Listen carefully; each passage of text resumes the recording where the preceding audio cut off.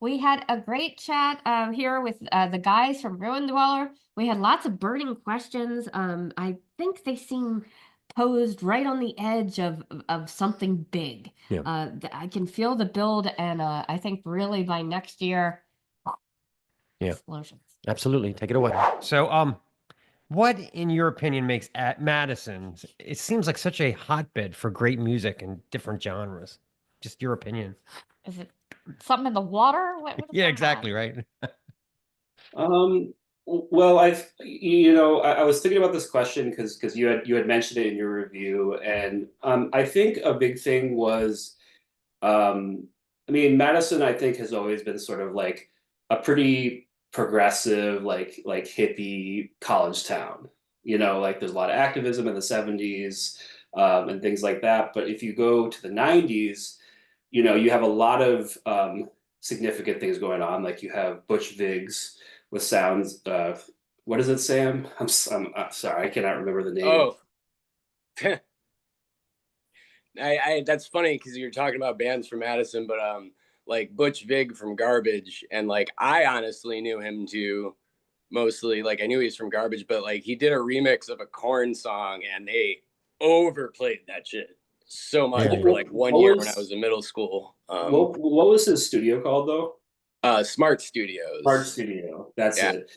And so he has connections to like the Smashing Pumpkins, to Nirvana. I mean, a lot of it is like they recorded the drums in Madison, but then scrapped it and like recorded in LA or things like that. I'm sure I'm getting the history all wrong because I don't really care as much about that stuff as a lot of people do. But I think at least some of Siamese Dream by the Smashing Pumpkins was recorded there too. I think Adore as well was like recorded Oh, in Madison. But oh, that's my favorite Smashing Pumpkins album.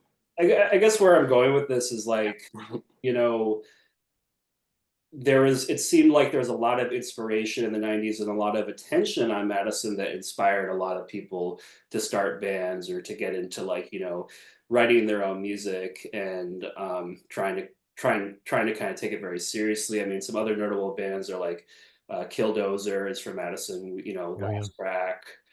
Um, and then yeah, in the later on in the late '90s, early 2000s, you also had like bands like Bongzilla who were doing a lot of Yeah. cool stuff Hell yeah. in the Yeah. underground. So I grew up in Madison, and I found it to be like a very like conducive environment for being in a band and being creative. There was like all these venues that like OK's Corral that had sort of like this almost like legendary status because like these amazing bands came through, and people always like talked about the shows, like in these sort of hush whispers about like how like you really had to be there to experience this like very happening um underground scene in Madison in the Yeah. 90s. Also, um Milwaukee, Morbid Saint. We had him on the show. yeah, Killer from band. Killer, they killer from band. Kenosha. They're from Sheboygan, The Oh, that's boy. right, Sheboygan. Sheboygan. which I Sheboygan, find yeah. hilarious just because that's where like, I would go there to visit my grandparents when I was a kid, and like I don't know, it's like it's just because of that association. I was like, what? Sheboygan's like old people, and like not like rock and roll dad old people, like old Like people. old people. Yeah, he told us that their goal was to be able to be super tight, super drunk. So it wasn't good enough to be Pretty able cool. to play the song sober. They Wow. practiced, they wanted to be that tight. So of course when they played sober, they were ridiculously tight. But yeah, their job, they wanted to be able to be hammered and still tight. That is a really great, like at least just having like boiled it down to that formula. Like Yeah. the Yeah. earnestness of it alone is kind of like, Yeah. yeah. It's great. Yeah. Well, it's always a weird realization when you play a show and you're like, I was way too sober for that show. I wasn't loose enough. I mean, if you don't drink, obviously that doesn't really happen. Right. But I mean, Right.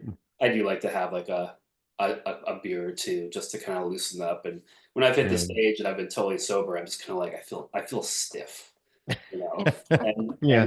so I get what they're trying to do there. Yeah. Yeah. So, So what kind of Um, local bands do you guys have the most fun when you do a show with? um, well, one of my really good friends of mine, favorite local Madison band is called our Tubal Cain, and Oh yeah, Tubal Cain are fucking just, rocks. I mean, their music is just so amazing, and they're such wonderful people. But as far as like the most fun, I would say there's a band from Madison called Yotuma that we play with quite a bit, and they have some just crazy maniac fans. They're a little bit younger than us, and yeah, those shows usually go pretty hard. That's cool. Yeah, it's really Madison is a hot spot. I mean, we've been doing this long enough that we see there's Madison, there's Austin, there's Portland, there's obviously New York, Seattle. Seattle. Yeah, but I mean, those seem to be the creative wells, in terms of good bands. So, yeah. Yeah, Yeah.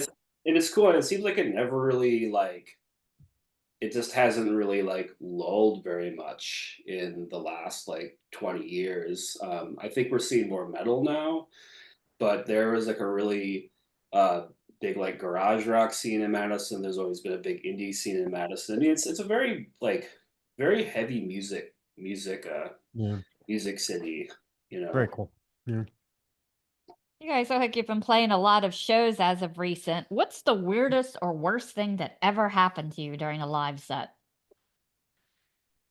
Um, I think it's worth mentioning just off the bat that like our first show ever, um, a dude who was like super tall and like a barbarian looking dude, like wearing just Carhartt overalls, like killed the pit before it started because he was just running around and like and as we were like started playing, he was doing push-ups, and the first picture of us ever taken live is in this dark place, but this guy is actually like doing push-ups, except he kind of almost looks like this like levitating corpse, like. Oh wow. And yeah, that was just funny because like again, like it was like, yep, your first show is the one that one guy shows up, and like some of my some of my friends had brought their like kids to their like first metal show for that, and they had like the headphones and everything, but it was like, it was like, damn it, like that guy is literally about to like plow over a toddler. Oh, you should have drafted him to be your roadie. He could have carried shit. Yeah, I don't know. I I Yes. I, I know we didn't. I think I just wanted to stop smelling him. So That says it all. Yeah. Yeah. We were at a little show in a bar scene, Atre Billis, and this guy started like doing like these weird cartwheel dances, and he knocked over their entire merch table. Hmm. Like everybody had to like run over and help him put it back together. I was like, really? Maybe not with the cartwheels. yeah, Yeah. yeah.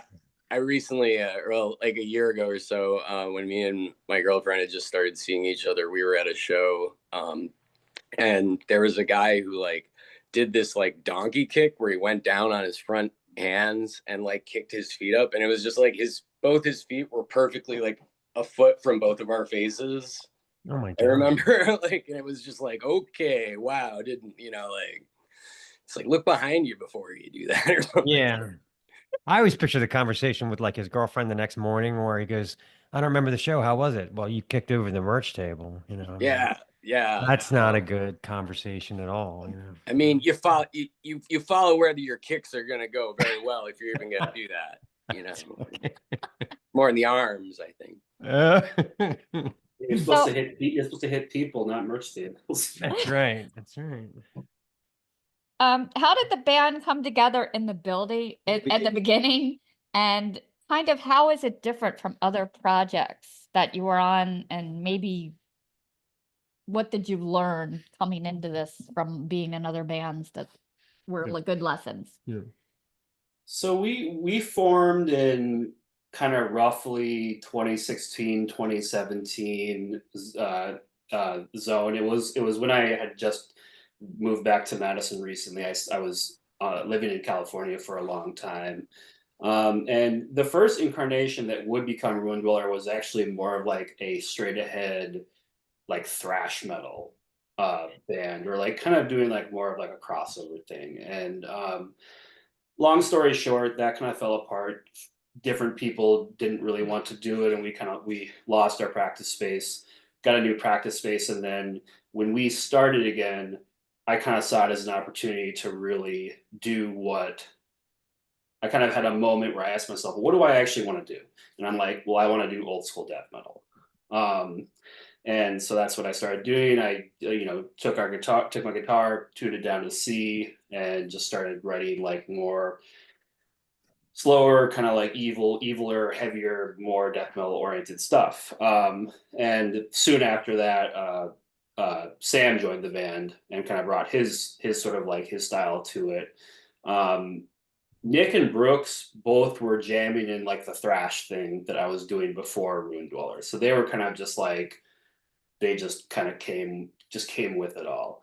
And I think the thing with Ruin Dweller for me, and I'll let you kind of speak about it next, Sam, but like for me, the big difference is that, I'm traditionally in the past, I've played in just straight ahead, either death metal bands or black metal bands.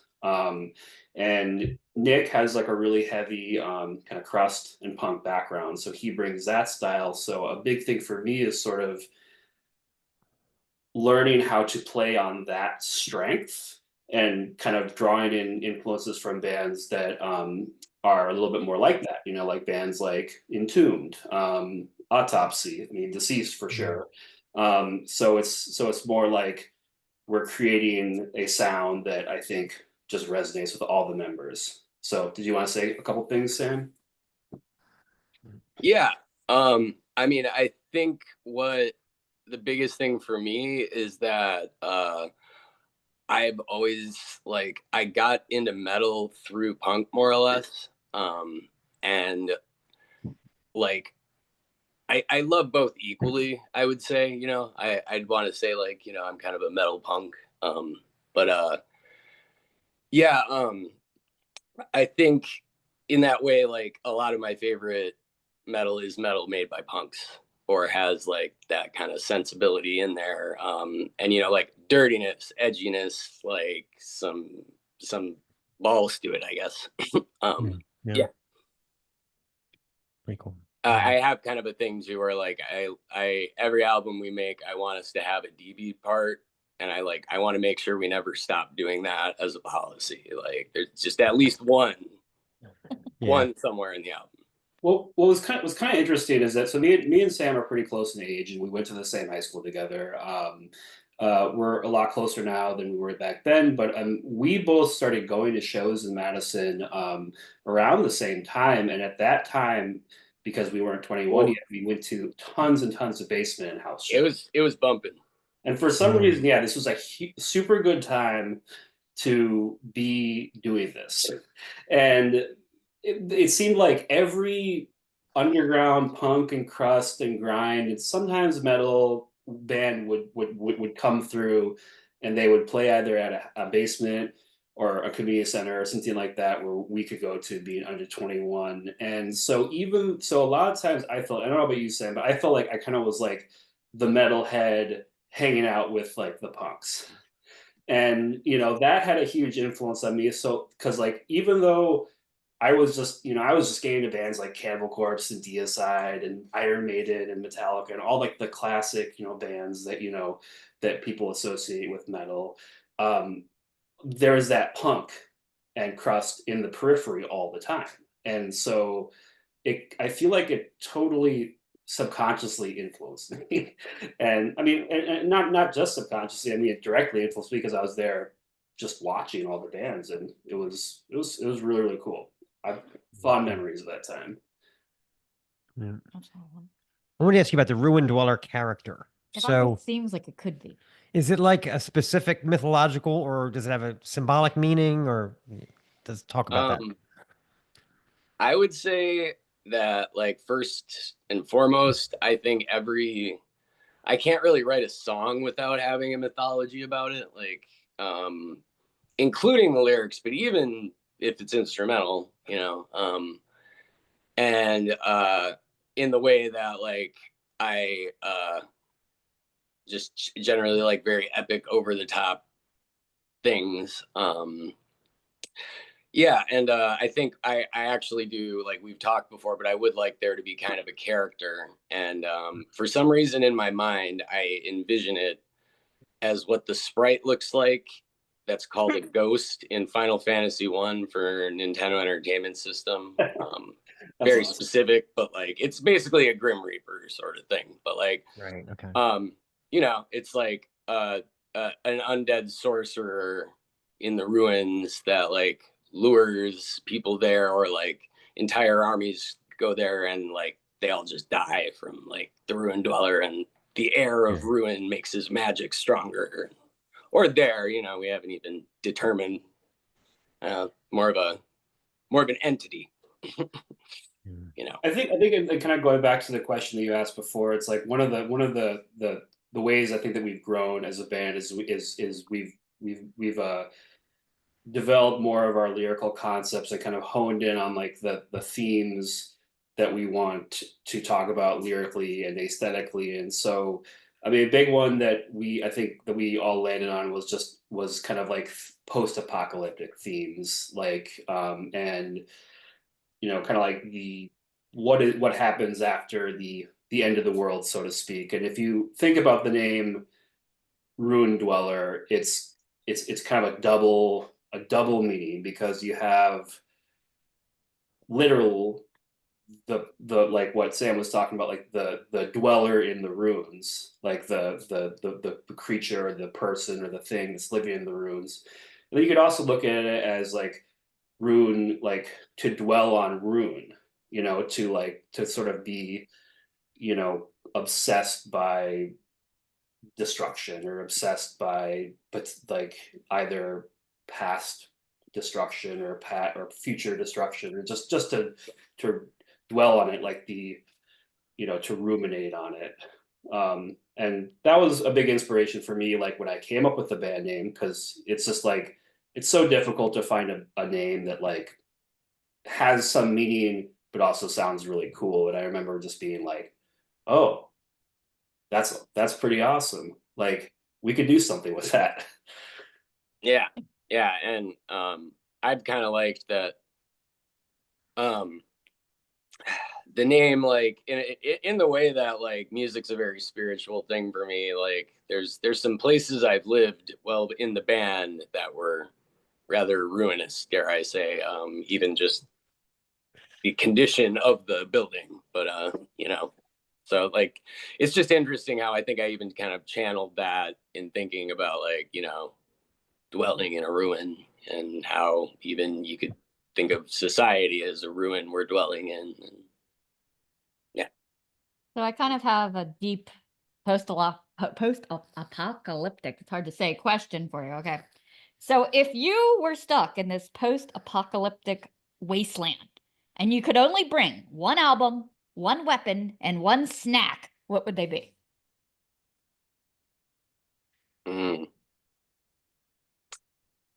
Well, one weapon, one snack. The snack would be some kind of Reese, any kind of Reese's I could get my hands on, chocolate peanut butter, candy of some kind. The weapon would be a gun that shot swords. And You pick up the swords after you shoot them, right? yeah. Reload. Yeah. Yeah, they're reusable because it's the future. Right. And oh god, album's so hard because I'm really Death Cult Armageddon by Dimmu Borgir. Okay. Yeah. That's a great album. I would say for snacks, I would do dried pineapples. Nice. For weapon, I would do like Dried pineapples. Yeah, a pineapple. Try a pickaxe, because it's something that you can defend yourself with, but you can also use it as like a digging tool, or like something to like, you know, like break stones or wood or something like that. So it's very practical, but you know, you can also defend yourself. Dig yourself a hole and remember what toilets felt like. Yeah, exactly. And then album, that is such a hard one, because You know, I would have to. I think I'm going to go with um, Storm of the Light's Bane by Dissection. Cool. Yeah. So you like that one better than Somberlane? So close. You know, it's tough, man, because like I feel like the Somberlane, like the songs are like so good and they're so epic sounding. There's just so much going on. What I really like about Storm of the Light Spain is they kind of start to incorporate the more like extreme drumming, and it's really, really fast. So to me, I find this like, and Storms of the Light Spain is the one that like that was the first one that I got. So I kind of worked my way back to the Somberlane. Yeah.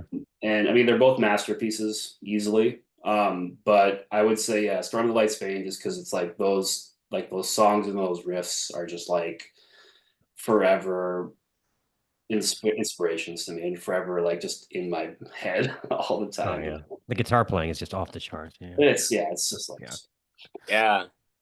I'd never thought of it, but like just like the, you know, Storm of Light's Bane, so like the Bane part of it just kind of makes me think of like that entire album Banefied and be like, you know, like the angel cemetery is where the dead angels lie. exactly. Yeah. I might request getting at least one Bane impression per interview. So Okay. sometimes with metal albums, I really have to just like stop myself and be like, don't dig too far into this like combination of words. Like it sounds amazing, it sounds awesome. If you try to make sense of it, it's just gonna ruin the whole thing. So just let it be. Yeah, I think that might be. Your cover art is so fantastic. Do you like give the artist direction, or do you pick from an existing gallery, or just kind of let somebody hear the music and go? So in the case of, do you mean like for Apocalyptic Ruin or all of them? Both. I mean, Well, Apocalyptic Ruin was our first where we actually worked with a different artist. And he was a Brazilian artist who I think the artwork was already, he already had it. So we found it on Instagram and we were pretty like strapped for time when we were trying to get this all together. So we saw it and we're just like, perfect. Like, you know, we'll send you the money, the artwork. Before that, we were working with a local Madison artist whose medium was mostly collage, believe it or not. And with that one, we gave them some of our music, and we kind of just said, listen to this and draw some inspiration from it, and you know, try to come up with something that you think really suits the music. So there was actually a very minimal amount of like direction that we gave to the artist for our first couple of albums, which looking back on things, I'm actually a little bit taken aback because I love that artwork, and I didn't have to think, I didn't have to critique it at all, or there was no like, oh, like I don't like this, or this needs to be done better. I just was like, yep, let's do it. Yeah, are you talking about the Ancient Ruin artwork? So there's the Ancient Ruin artwork, there's Hell in the Sky artwork, and the Cryptic Ruin artwork, and that was all done, you know, by Josh. And he did almost all of that artwork at the same time too. So we ended up purchasing like 3 or 4 different pieces of art that we were going to use for albums, and like just shirts and merch and stuff like that right away. So we got pretty lucky in that regard. Yeah. So what kind of draws you to the EP format, and may there ever be a full length on the horizon? I would say yes. I mean, that would be personally my next goal, kind of, is to get a proper full length out. So that's my take. You know, we're still kind of wrapping things up and getting ready for our next big show. So yeah, I think there's a lot of different reasons that we've kind of done EPs for the most part, in our lifetime as a band. I think we take a long time to write music.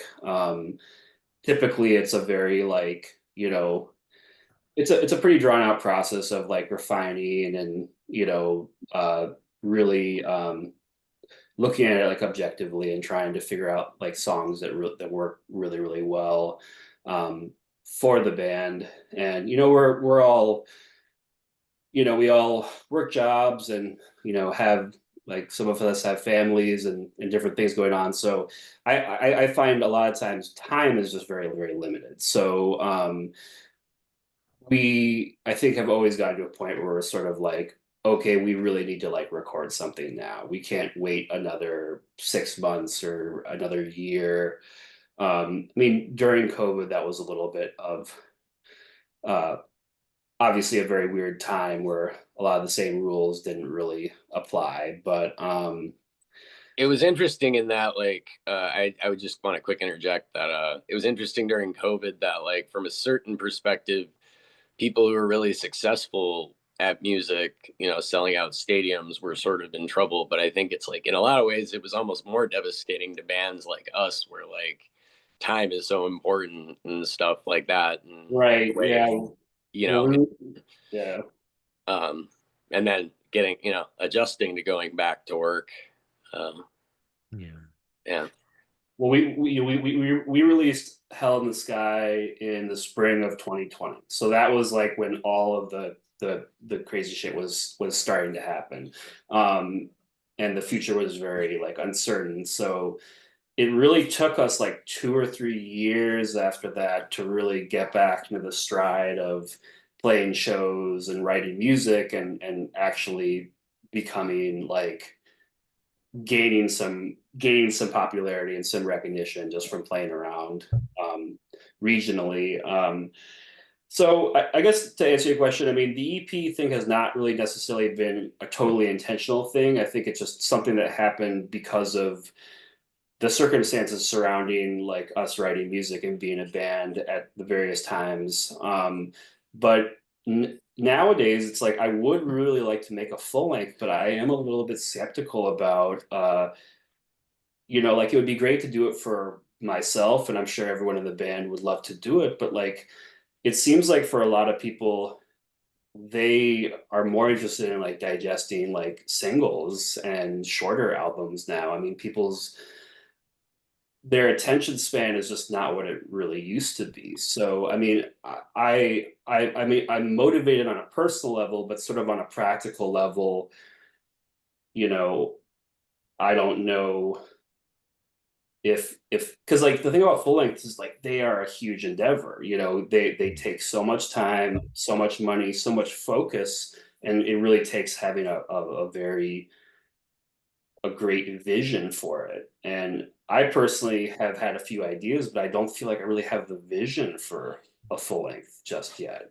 Um, but I am brainstorming. I do have some ideas that I think follow through is always it's always the struggle with being a musician or an artist or something like that. Like, it's like you're only gonna get out of it what you're willing to put in. And if you're only willing to put in like an EP's worth of material every 6 months for 6 months, then that's all you're really get out or put out. So yeah. No, I get it. I mean, you almost have to be the level of like a blood incantation where you can say, "Oh, I'm going to make a full record and I'm confident that every song will get the proper attention." But how many bands get to that level, It's Not many. not many. Yeah. And like Do that, you know Tangerine Dream? Because if we Mhm. could get them on that album, that'd be dope. Those guys are really old though. I'll give him a call. That Um, big. uh, what, yeah, Uh, so I lost my train of thought. Sorry. it was weird. I didn't realize that when I would first listen to that album, and I'm like, why does this remind me of Risky Business? And then I was like, Yeah. oh, I'm dumb. The Tangerine Dream thing. Yeah. Yeah, that must have been like because I don't know the guys in Blood Incantation, but I do know that they are very very fond of like synth music and Tangerine Dream specifically. So I can imagine they must be just to the moon about being able to do that. So that's really sweet. Yeah, that's another hotspot, Denver too, that we've noticed. Besides like Madison and I'm Austin, gonna yeah, agree. Denver for sure. Yeah, Yeah, I mean, I love Wayfarer. I love Black Wayfarer Curse. is really neat. Black Stormkeep is Curse is amazing. awesome. Yeah. Spectral Voice is amazing. I'm sure there's at least a handful of others, but Oh yeah, yeah. like, Great Catheter tune. was a really fun band back in the day. Grindcore band from Denver. oh, Catheter, yep, that's true. So if you could time travel back to 2020 when you were writing Hell in the Sky, what advice would you give to yourselves about songwriting or recording that you know now? For me, it's really simple, and that is just write shorter songs. That's what I would give myself because Hell in the Sky is two very long songs, and that's great, that's cool, but you know the reality is that if your songs are really long, then A, you know, less people are going to listen to them, and B, you know, most of the time when we play live, we're playing 30 minutes. So if we play those two long songs, that's like basically over half our set. Yeah. So, you know, really like, I think it works for some bands like Blood Incantation. It really works to have the longer songs. For us, I think we're better when we're doing like these really like tight, like very lean, catchy songs, which is like sort of what we did on Apocalyptic Rune. But we still need to trim a little bit here and there. Yeah, I was just gonna say that oh shit, I already forgot. Never mind. Go on. Well, one of the things about you guys, and we mentioned it in the review, is a lot of old school death metal. The solos are cool, but they're not memorable in a way, you know, like. Yeah. But you guys write really memorable solos. Is that like a long? It seems like you put a lot of effort into making sure like the harmonies and the solos have like a beginning, a middle, and an end, and you know what I mean? Yeah, I mean, I like as far as myself goes, the solos that I write, I try to write like a lot of hooks in the solos, and I mean, some of my favorite guitar players are like Andy LaRocque from King Diamond, uh, the guitar player who name is escaping me now, but he played for like on Death, Spiritual Healing, James Murphy. James Murphy, right? Okay. And I mean, I've always been a huge Iron Maiden, the guitar duo of Iron Maiden and Judas Priest, and you know Tony Iommi, and I mean the list goes on and on. But I've always gravitated to more like melodic hook-based solos that are more memorable and not just shredding and or like in like crazy chaos like Yeah. No, like it comes Slayer through. or Morbid It Angel. really does. I love that stuff. I mean, that stuff all has a place, and I do a little bit of that in the album too. But yeah, I try to really refine it and kind of ask myself like, is this really working as sort of like a song within a song? Yeah. Yeah, we had a few track specific questions. For Dimensional Slaughter, is that a nod to the video game? Well, Sam, The what? Is it a nod to the video game? There's a video game called Dimensional Slaughter. There is. No shit. Wow. I came up with it. what Okay. platform or system is it on? I don't know. It's just when I was Googling and kind of doing some research, it popped up, and I'm like, I didn't know that was a video game. Interesting. Yeah, I didn't either. That's Oh, dude, I gotta play it. we've got a horror movie to be in or something. Yeah, I there don't you know. go. Find it Yeah. and like it's the haunted fucking. Yeah, no. And the best part is that like, to be completely honest, like it's something that like it in a way acknowledging that it was something I like. I feel like almost makes me self-conscious, but like it was kind of from watching Rick and Morty. Like if anything, just the way that he's always shooting the portals and they're jumping through them. That was like kind of where I got the idea, and it like just in the way too that like you know I like the earlier episodes of it, and that show just was like nothing but people arguing about that show eventually. So yeah, but like that was what planted the seed, and then just the idea too of it's like no, just like violence, but always on the most cosmic scale possible is like the lyrical process of it. Yeah, I always thought it was a nod to kind of Lovecraftian cosmic horror. Yeah. It made me think of, did you see that 3-Body Problem Oh, series? I did not, but I heard I've not watched it was it good. yet. It's crazy. There's this scene where it's literally a invisible slaughter. I think you've watched it 4 times. I can't stop watching it. It's Yeah, I've read the book sort of in that it's like a really, really dense book, and I listened to it on audiobook. So like as far as how much I retained, but like I got enough of the lore of it. And I've even watched some stuff people made about like stuff that happens in it. But yeah, definitely in the vein of that. yeah, it's a trip. Thanks for mentioning that, actually, because I really want to see that show. When you Yeah. say invisible slaughter, like what do you mean? They have this weapon that it's like don't spoil it. yeah, Just Okay, micro. okay. I'll- Is it the I'll- Trisolarians? Well, I was thinking like, Micros- did you see the remake of Suspiria? Ooh, I fucking All right. Well, love that. I shouldn't spoil it either. It's a good one if you like if you're into like horror movies and that kind of stuff. yeah, let's Oh, just yeah, put it yeah. this way. It's this invisible thing that will shred microscopic steel cables used as a weapon. So just think about that, that you really can't see. that can cut through anything. And it's just like, so when you Okay. get to that part of the show, it's just, yeah.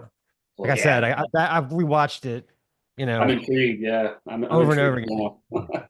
Yeah. Never seen Well, anything like it. Yeah. I think the best thing that like a spoiler-free endorsement about the book or the series is that the third book in it is called Death's End, and that sounds so basic, but like I know enough about the series that it's like it actually is like those Wow. 2 words show just how crazy like the shit in that gets. Like Yeah. That is Lovecraftian. Yeah. Yeah. mm. I love the lyrics and death will become you about believing the lies of a heaven untrue, embrace the end and let death become you now. There's some existential weight to the lyrics. Do you think that people who report these near death experiences, are they, biological, spiritual, or just something made up?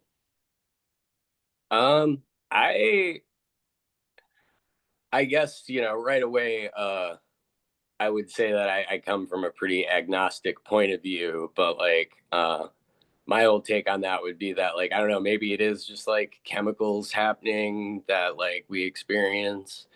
And maybe that's all it is, but maybe that's cosmically awesome and great. Or, like, I mean, if there's kind of anything to see, like the last hurrah of your brain going out, I think that's just as beautiful as any other kind of deal. Like a built-in comfort thing. Oh, there's a light, and then then Yeah. Well, or Exactly. at the end of Space Odyssey 2001, you get to have that, and like, Right. I guess what I would offer to that question is that, I mean, what we perceive as reality is all just information that our senses are taking into it, and I think that once I mean, I've never had a near-death experience myself, but I would imagine that when you have that, your perception kind of mutates and morphs, and there's probably spaces where your perception is like halfway between what it's used to and something new that it can't even really make any sense of. So if you return from that, it's almost like when you wake up from a dream, like a really, really crazy dream, and like you remember bits and pieces of it, and you feel it intensely. But then when you go to someone and try to explain to them it, you're just like at a loss for words. Like you can't say like what you can't like write it down or like tell it like a story. Yeah. And what could motivate you more to change negative aspects of your life than a near-death experience? You know what I mean? Like, Right. That's how many people's, compasses have been realigned because of something like that. I mean, not that it's a Absolutely, great thing to yeah. happen, but in some cases the overall effect can be. Definitely changes your relationship to existence for Mm, sure, and Yeah, and reality in general. yeah. yeah, and Mhm. I would definitely want to take the opportunity to say only death is real. So Yeah, there you go. It's pretty heavy right now, So so. for the Rhinonauts, now when I'm Googling this, it comes up with Beast Wars Transformers. Did it come from there? Rhinox. Oh shit! It I it didn't even think of that, but yeah. it didn't, but I did watch that show a lot when I was a Hell yeah. kid. So I mean, I think it might have been just like one of those things that was in my kind of in my imagination. Um, and when I because I came up with that name, and I just was like I really like rhinoceroses, and but like what if it was like also like the stone, like the onyx, like it was like a rhinoceros made out of onyx. And I actually just came up with the name, and then Sam wrote the rest of the lyrics. Um, but Yeah. that's kind of a common thing that happens to me, whereas like I'll think about something just sort of like in my daily life, and I'll just be like, and then all of a sudden, like, my it triggers my imagination and makes me get really excited, and then I want to like write music about it, or I want to like write, like create expressive imagery. But I know exactly what you're talking about though in Beast Wars, and Yeah. Yeah. that's a Yeah. cool connection. Yeah. I watched that show too. Like that was one of those rerun right after school shows that like I got that I didn't have cable. So yeah, that's good to remember. And I do remember that Dave named it that, and he titled sort of the file that we had of the riffs to practice off of Rhinonics is how we say it. I mean, to say there's a right way to I don't know. But yeah, and I mean I almost was like, I don't want to say I took it as a challenge, but I got the impression maybe that was kind of a scratch name, and like I do that all the time with everything I write, and like generally have problems finishing things. So just the title of like, I think to this day, the fact that I titled a file in Fruity Loops Satanima Canal one time, like that probably like that's what I'll call things. Like That's a good one. Yeah. I like my portmanteaus, I think it is. Yeah. A lot of times when we write music, like we'll jam riffs, and we'll kind of like we'll write the songs, but the lyrics usually always come after the music is written. And so just to like as a reference, like we have to come up with something to like beyond like song one, song two, or so a lot of times, like I found that if I can come up with like an animal to associate it with a song, it works really well, because like one, I just love animals, and it's cool to say their names, like Yeah. crocodile, alligator, Komodo dragon, but also like it kind of reminds you of like, oh, is this song like super aggressive or super fast, or is it more like slow and crushing? And I think with the Rhinonics are however you can say it however you want to. We still haven't figured it out yet, Yeah. apparently. And it's like really sort of slow and mid-paced, and kind of just has a very like caveman-y riff to it. And I just like I remember when I wrote it, I was like, kind of sounds like a rhino just trotting really slowly, but just like really mean. You know what I mean? Large and in charge. Mm, Yeah. yeah. Well, we play a game on the show. It's called Blaspheming Monikers. Okay. So the way the game works is I have several band names in front of me from the Metal Archives. One of them is made up. So I want you guys to listen to this list and All then right. take turns trying to figure out which one is not a real band. Okay. Okay. Okay. So we have Horny Speed, Speed Violation, Speed Fox with two X's, and Speed Science and Belushi Speedball. So which one of them to you sounds fake? I know Belushi Speedball is a real band. Yeah. I can't wait to hear them. I haven't heard them yet, but I think that's the best name ever. Anyway. They have to be a grindcore band. Is Like, it if they're not a grindcore band, I want my money back. is it a Horny Speed? The first Horny one? Speed, Speed Violation, Speed Fox, and Speed Science. Is Speed Science the fake one? Speed Science is real. They're thrash from France. They have 2 EPs and 1 full length. Yeah, no. The weird proggy thrash stuff, it checks out, right? So the problem is like all these band names sound like they could be like a Japanese thrash metal band to me. You know, like that kind of like Yeah. that like weird. And then Speed Fox just sounds like it could be like an LA Sunset Strip throwback band. So yeah, that's a tough one. I think Horny Speed, but there should be a band called that. Horny Speed are real. They're from Germany, which I was not Wow. surprised to see. Is Speed They're- Violation the fake one? No, Speed Violation is from Japan. They're power metal and they have one full length. No, Speed Fox is the one made up actually. Speed Oh man. Well, Speed there also Fox. needs to be me and Speed me and Fox, I Dave. could just see the back patch of that, with the 2 X's. Right. Like a Swedish band, like that's trying to play like 80s LA Yeah. stuff. You know what I mean? Yeah. The That was Speed that Fox. was a good one. Actually, I've completely bastardized my chat GBT. Like it drops F-bombs and everything. Like I've completely warped it, right? And You corrected it. yeah, before this interview, I always run my blaspheming monikers through chat GBT to see if he can get it. He wrote the entire biography of Speed Fox, like this fake biography. He said that their band song was "My Fox, Your Pussy."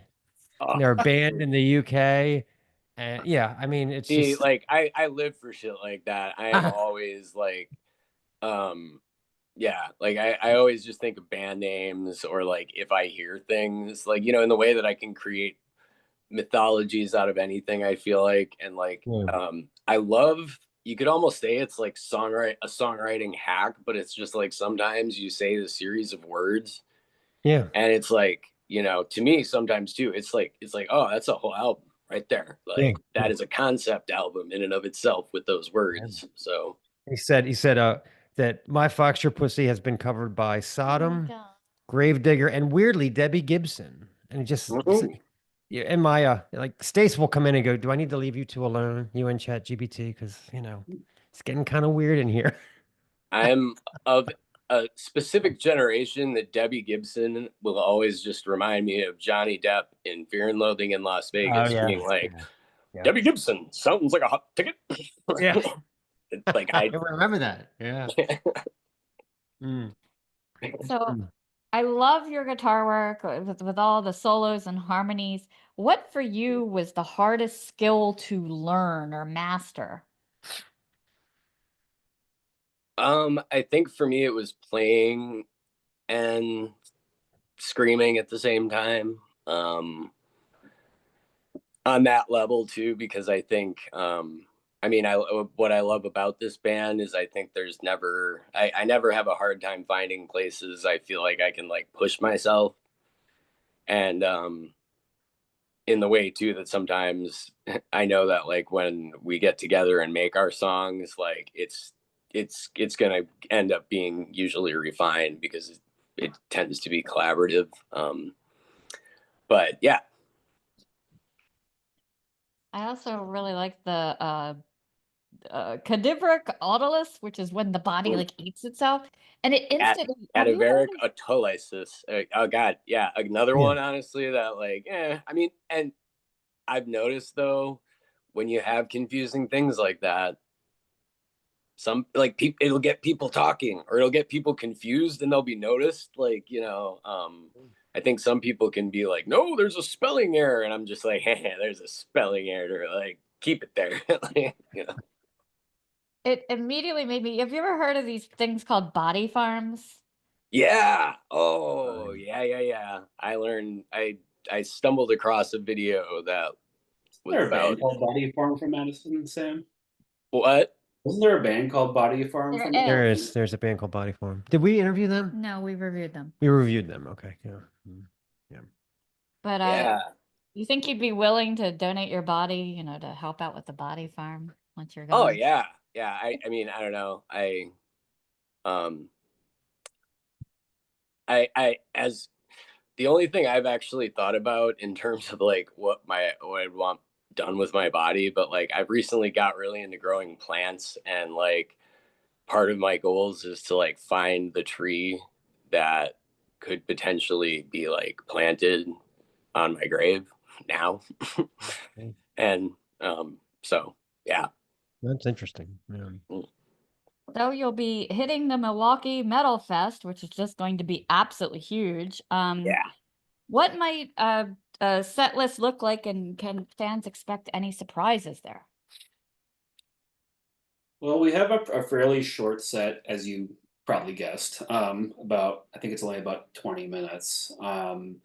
So I think we'll probably try to play like at least 3 or 4 off of Apocalyptic Ruin, like some like the like like the songs that we've gotten like really good reception with.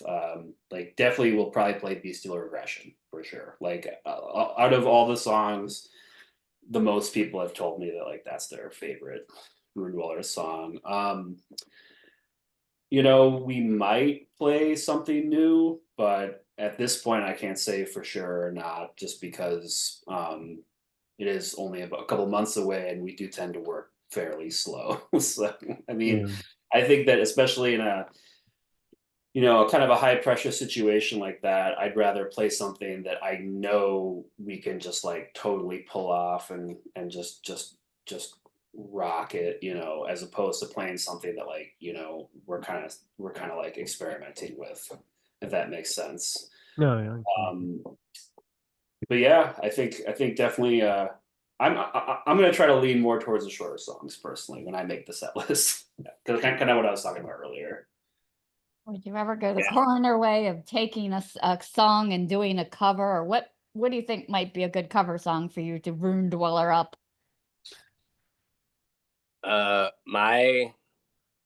have a vision for us covering uh Monolith by Amoebics, but like the intro track into Nobody's Driving, because like that whole chunk right there is cool. Which is very long, but I don't know. I'm the one who kind of brings that to the band sometimes, and like I'm not set on. I like having like ripper songs for sure. Like I think I like the mixture of stuff, and I don't like a song being long just for the sake of it. Like it's got to like it's got to bleed at the right pace, if that makes any sense. I could see you guys doing like I don't know, like a Gorguts something. That Mm-hmm. would be Mr. Luke really Lemay, cool. Yeah, John Luke that's Lemay. some like Well, Remains yeah, of and I mean, Serenity or Considered Dead. Those are two of Yeah. all-time favorite death metal albums. Yeah, that would fit your style, I think. And with the meticulous soloing and all that stuff. Yeah. yeah, and I I mean, mean, my favorite is Colored Sands, just 'cause I think it was just yeah. I mean, it's it's hard to off the beat. charts. Yeah, it's hard to beat John Longstreth on drums and like the guys from. Well, I know the bass player was from Dysrhythmia and like Krallis, and I think the guitar Yeah. player was also from Dysrhythmia. So yeah, that was a really really amazing comeback album, I thought. And it's like it's almost like Hare Krishna metal. Like, Yeah, like the lyrics. Like you would right, never yeah, think that would right. work, but it's amazing. Yeah. Yeah. I mean, it's like leave it to Luke Lemay to do something like that and just totally kill it. Yeah. It's like if anyone could do it, it would be him. Yeah. I've always daydreamed about like because like one of my favorite like whenever I think about covers, I think about like how can I take a song that isn't necessarily like a metal song and make it like a death metal song or a black metal song or something like that. And one of my favorite bands is Blue Oyster Cult. Okay. And Yeah. so like I kicked around the idea of maybe doing like Veterans of a Psychic War. oh, have Like we talked about that? we probably did at some point. I hope we have, because like when I was at Metal Fest 2 years back, I remember that song got played a bunch in between in between sets, and like I feel like I had the thought of us doing that, but Yeah, it's meant to be. We should do it. yeah, we should. And then I had a really weird idea not too long ago of doing Godzilla, but kind of if you can imagine like a D-beat death metal version of Godzilla, like almost Hell like yeah. something like what Coffins would do. Yeah. So I know it's hard to picture, but like I was actually messing around with the riff on guitar, and I was actually like, you know what would sound good with this riff? A really slow D beat. Yeah. Yeah. So Absolutely. I'm already thinking of that in my head. Like, I feel like, yeah, and I even like the idea of like the coffins thing, and like, I'm envisioning it as like, because like Japan, it's like Godzilla is like attacking, and you can hit. It's gonna be like slowed down, but then it's also gonna be fast forwarded here and there. Like, yeah, it'll. put that on the list. Yeah. We historically we've done a lot of Sabbath covers. Like we covered Snowblind for a couple shows we did last year. That was super fun. That worked out really well too, because like it was cool because like a really good friend of mine, he came and played guitar, and Sam just did vocals, and so he kind of did the Ozzy vocals, but in his style, and he kind of was free to run around the stage and just go crazy. So that actually worked really well. I mean, it's not too surprising that Sabbath songs just covered in any metal style sound really, really amazing. But the key to Snowblind is you got to get the drums right, because the drums are really tricky in that song. You know That what I mean? is true, yeah. They're not done right. It's just, it's a turn off. So Oh, yeah. our You second check night. there's a video on YouTube of us playing. Check it out and let us know if we did it Mm. right. I think we did, but I'll check it No, out. no, Yeah. that Yeah. one. That's actually the performance I was gonna mention, and it's like we actually did it right, but like the plan, the dynamic we even went for, I think we had kind of been like, it's like if it falls apart, just like come back to it. But like, and I That's think the it right just way for to all do of us, probably it felt like there's too much space. And like, Yeah. I was almost just like, oh, we're going to ruin it. But then like right away, we just go back into it. And like, yeah. so even we were kind of Yeah. surprised, but yeah. Yeah, I So, mean, you like- were talking about Blue Oyster Cult. I've read books about Blue Oyster Cult. The makings of their albums, it almost sounds like they're making shit up, because it's like Yeah. there were poets, and then Patti Smith came in, Yep. and and every we're talking about what the joke used to be. Well, Maiden's got 2 guitar players. Molly Hatchet's got 3. Who's got the most? Blue Oyster Cult. All of them. Right. All of them. Because they had that song where everybody plays the guitar. Fascinating I band. mean, Fascinating. that's And then, like Buck Dahmer, he gives the worst interviews, because you'll ask him about some classic song, and he'll go, "I was just trying to play like Jerry Garcia," and I'm like, "Oh, fuck off!" yeah, no, for real. I'm totally with you. Where it's just sort of like, it's like you wrote these crazy like kind of like experimental rock songs where you had all these wild lyrics and like this like almost like horror supernatural, but then you also wrote like really straight ahead rock songs and stuff, and just like they're almost like the greatest rock band that is a heavy metal band but is not a heavy metal band. Yeah. So Buck Dahmer, he wanted to be a roadie for the Grateful Dead, and he brings it up in every interview. it's so And weird. it's like, I've how is not that heard that. possible? Yeah. But It's like you could do that now. Yeah, I still think it's really funny, and I don't know. People don't seem to think either, but like I just think it's great to come up with the idea of like that you could like major in Blue Oyster Cultural Studies. Like that's a good thought, because you could. Yeah, There's enough for a college class there. Absolutely. So many albums. Oh Yeah. So if you could draft a guitarist, living or dead, to join Rune Dweller for one epic track, who would you pick and why? Damn, I wish I was cool enough to be able to say his name right off the bat, but it's the dude who was in the guitarist from Nitro, who was in the horror movie, Oh, who had the four guitar thing. Angelo Badio. Yeah, I want him just for that. The Nitro guy. Wow. Yeah, either him or what is his name? there's this guy named Tanaka Mayoyoshi from Japan who's like, he's kind of like Santana, I guess. Like they perform together, but like he has a surfboard guitar. Oh yeah, I know what you're talking about. It's extremely impractical because it's like a whole surfboard with the guitar in it. And when interviewed, he's like, it's very heavy. Yeah. Yeah. You know, my first instinct was to say if I could get either, and I don't know if they've had the same lead guitar player for their whole career or not, but like, so whoever played lead guitar on Entombed's Left Hand Path, I think would be amazing to do a feature on a Ruined Dweller song. And then I don't know. Are you familiar at all with the Dismember album? It's like I think it's like their second or third one called like Pieces or um I don't something know. something like Pieces, I don't know. I know Clandestine, Left Hand Path, so I'm actually talking about Blues. Dismember now, not Oh, Into. Yeah, I think Dismember. Yeah, Dismember. Okay.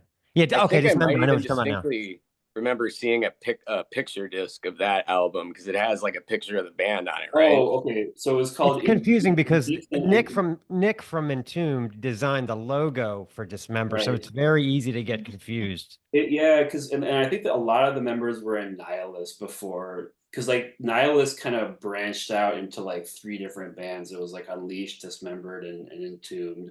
Um, Right. but okay, so there's an album called Indecent and Obscene from Yeah. '93, and there's this track called Dreaming in Red, which just has this like amazing, like soulful, slow, like not shreddy guitar solo that like I just listen. I remember when I discovered it, I just listened to it like over and over and over again, and like I could just see that being amazing for like a Ruin Dweller. I have to go back and listen to that because I know the album you're talking about. It's got the chest cut Yeah, the cut yep, in the chest. exactly. Yeah. Yep, I have that yeah. upstairs. Yeah, I have to go. What song is it? Dreaming in Red. All right, It's I like have to listen to that. kind of like slower. It's very instrumental. You know, it's not super like aggressive sounding. It's just Yeah, like yeah. kind of moody and melodic, like a lot of Very the cool. Swedish death metal bands do. They always sneak in those like very somber melodies. Yeah. I just go crazy for that shit. Yeah. So you guys have taken us through ancient and apocalyptic ruins. What's the next chapter for Ruin Dweller? Would it be a new concept, a different direction, or just more destruction? I think like what we've sort of talked about. Me and Sam have talked about this a little bit, and I've talked about this with the rest of the band too. But I mean, I would really like to develop the kind of the post-apocalyptic narrative theme that we have kind of touched upon lightly in like our albums, but I really want to get it to be more clear and maybe a little bit more like of like an aesthetical theme, you know, so a little bit more focused, more lyrically focused on, you know, yeah, dystopian, post-apocalyptic kind of stuff like that. I've had some ideas of like, you know, either a concept album, which is like a story throughout the whole album, which I really don't think is going to happen because I just don't think we're really that kind You of can't do an EP that way. right. But you know, I thought it'd be a really cool idea to like.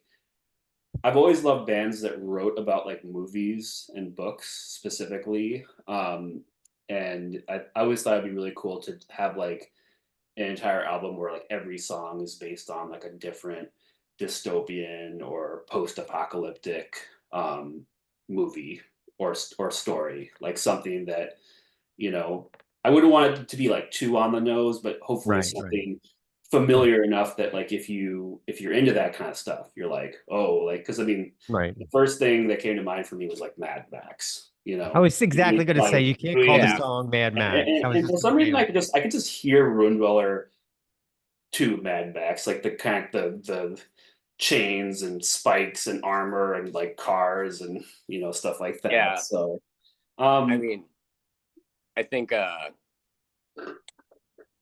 yeah, like I feel like Ruin Dweller is definitely like, I don't know, like I was just thinking of a really good metaphor between like the Mad Max thing and like I guess like there's a lot of anime that is inspired by Mad Max, and yeah, it's like Well, I think Vampire that Hunter D, like there's like the like Hunger Games, yeah. right? That's like dystopian stuff, and like for us, it's like our stuff would be more like instead of the young adult novel apocalypse, it's like the adult anime apocalypse where people's heads explode and shit. Well, you told me to check out Vampire Hunter D Bloodlust, Yeah, and I watched that movie. And after I watched that movie, I was just like, you know what? Like, this is like perfect for yeah, writing like a Rude Dweller song, or like some getting some Rude Dweller lyric inspiration, because it just like, yeah, it has all the cool shit. yeah. I want to write a song about the character named Bengi who swims through shadows and stabs people like in the head of their shadow, and then they actually die. I think you already did. It's called Dimensional Slaughter. It's not not enough shadows in That's that. not enough slaughter, not enough dimensions. There's more cosmology. Yeah. My memory of Mad Max is when I was about 13 years old, my parents caught me and my brother watching Mad Max, and we had stolen my father's Canadian Mist, and we were drinking it. Ooh. And she confiscated the tape. This was the Mel Gibson Mad Max. She confiscated it, which, by the way, to me was God when I Yeah. was a kid. I know the new one's really cool, but I grew up watching the Mad Max with Mel Gibson. It was just It's like definitely different animals it's altogether. so Yeah. gritty. It was really non-commercial. We'd never seen anything like that. It's great till they brought in Tina Turner. She ruined the whole thing, of course, yes. But before that, the first two are fantastic. Yeah. So But I I like think whole so. idea Master Blaster's pretty cool. the whole idea of fuel of gasoline being the currency just was so awesome. Like Yeah. yeah. Well, that's the crazy thing about the first Mad Max movie is like they're just like when the movie starts and for like the first 40 minutes they're just going about their business basically. Like it's like Yeah. there's like these cops and there's like people, and then it takes a long time before you realize like actually what is happening like in the world. Yeah. Yeah, the first Alien movie's like that too. Like the Right. first Yeah. 30 minutes or so, it's kind of slow, build. Yeah. Which I think is You want to fall is asleep to some awesome. text that'll show up eventually? Like, Yeah. You guys could always go the route. It seems very popular now. You write a soundtrack for this movie that doesn't exist, Yeah. but oh, just in your head. Like the Uncle Acid and the Deadbeats. Yeah. Yeah. Yeah. yeah. I actually have a solo project that I've been doing in one form or another for probably at least 15 years at this point, called Red Museum, named after my favorite episode of The X-Files. But that was very much so always like I want to write soundtracks to things that don't exist. Yeah. If you know the band, I don't know the band that well, but they're called Bloody Hammers, and this guy Anders Magos from it. I don't know how you say his last name, but it's something like that. He has a solo thing called Terrortron that like his latest, the last one I heard was called Orgy of the Vampires, and it really is like in the best way, cut and paste sort of like 70s horror aesthetic with a lot more synth and using Yeah. modern stuff. But like Oh yeah, I love all I that shit. Yeah. I vibe with that, and like especially like the Akira soundtrack and the Ghost in the Shell soundtrack, those two like really haunting, creepy, atmospheric ones. That influences the metal I make for sure. Like Yeah, I'm a big Ennio Morricone junkie, oh and I've only yeah, got that man can make 196 more records to listen to, at this point. yeah. Well, and A lot. yeah, it's like a lot of shit too, where like you listen to, I found I need to be a little specific about the kind of playlist of his work, Yeah. because like a lot of people, like I was listening to Claudio Simonetti earlier too, and it's like, if you go real random, like you're going to get some like weird stuff that was like love themes that don't even work ironically, like, Yeah, yeah. and like Or like a 10-minute song of female orgasms. Yeah, yeah, with no something music. like Yeah. that. That's a Yeah. real thing. Yeah. So I think we should end it with that. A 10-minute song of female orgasms. We could even call Yeah. the episode that, so Well, Hopefully we'll lure you over to Baltimore at some point. Yeah, Yeah. I would absolutely love to be there. It'd be great. We do really want to like, especially with the new release out, we really want to tour more and kind of do some regional stuff. But you know, it's just so difficult to conceptualize something like that. I mean, none of us are particularly young anymore, and you know, got to work and you know Yeah. do Right. that Maybe kind of for stuff. Maryland, that's best. Yeah. Well, Yeah. that would be a reason to come to Baltimore for sure. Yeah. I Absolutely. mean, like if that We happened, never miss it. definitely touring the East Coast because Yeah. I love the East Coast too. Like I mean, like playing in like Philadelphia or New York or you know, Boston or I don't know, people playing like Providence or like Portland or Maine. I mean, I'm sure they do, but like, you know, that I think that would all be really, really cool. So Yeah. Yeah. I wish there wasn't so much like kind of distance between Wisconsin and there. Although we keep having to say we're gonna have to get to Madison one of these days. Yeah, we'd like to go to Milwaukee Metal Fest one year. Yeah. We've never been to Yeah. that. So, you know, yeah. It's a really, really, really good time.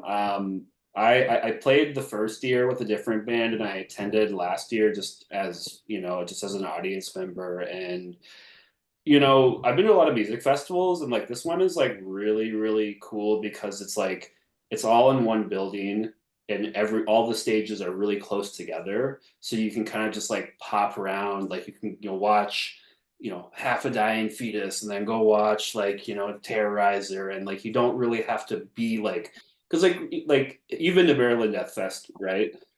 Yeah. So Oh, like yeah.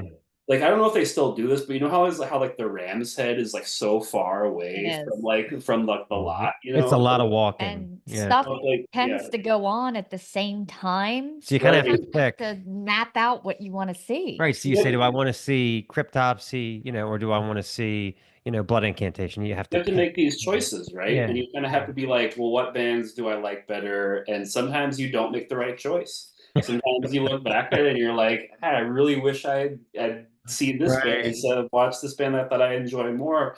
And at Milwaukee Metal Fest, you really that there isn't as much consequence to a choice. Like you can watch a song and then be like, I'm not feeling this. Like I'm gonna go watch the band. Something. Well, I feel like in Milwaukee they've probably got the zoning planned a little better. I've been going to Maryland Death Fest for years, and Yeah.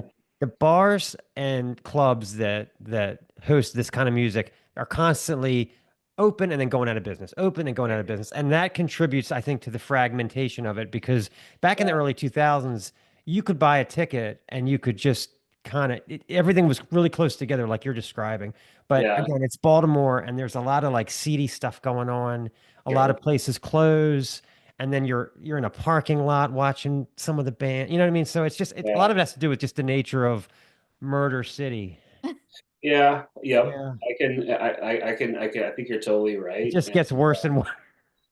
Yeah, it's actually it is crazy that like the biggest metal fest.